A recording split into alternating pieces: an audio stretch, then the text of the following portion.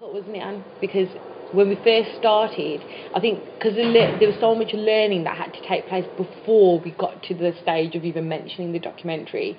There was lots of learning that had to take place, like just learning about the country and who was part of the EU and what were the benefits of being in the EU, because they had to have this learning prior to be able to do this documentary. The methodology itself, I think it's quite chunky to get through. But I think now that we've broken it down, I think now we're at a stage where we've made progress and we can see where we started and what we've worked up to.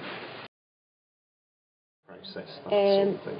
Editing process maybe with if I showed staff how to use iMovie, they could do it, but it's about time and things like that. But recording wise, if health and social care, I said red button, red button, done. Totally. And she used it, so somebody's used it in health and social, and Amy Peterson in English has used it as well several times.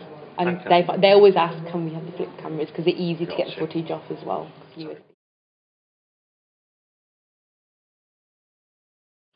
And then we went to Birmingham, we got off the train and we went to Custard Factory. We went to Digbeth, yeah.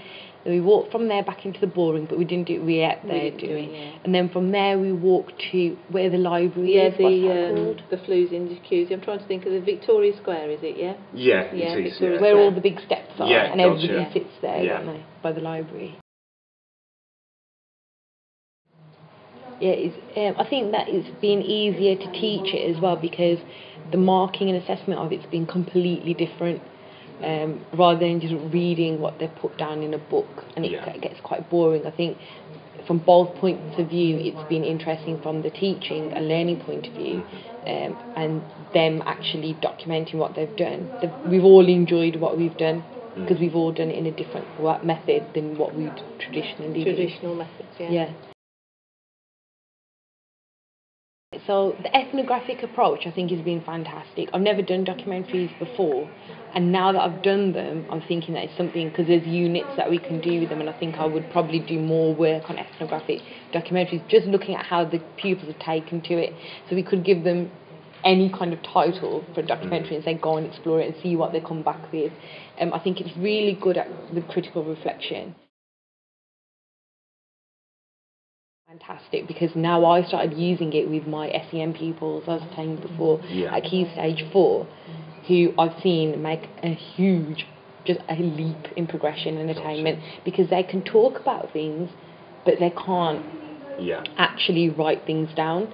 And so it's just proven to me that they've got the ideas, they can do it, they know it, but they can't write it down. And I've emailed Fran, who's head of SEN pupils, and she's going to look at how they could those pupils could maybe use it in other subjects. And because I'm doing my AST folder, I did interviews with the pupils that would use the flip cameras to do critical reflections or evaluations. And they've actually identified where they think they could use them. So they've said already they can use them in science when they're doing reviewing of an experiment.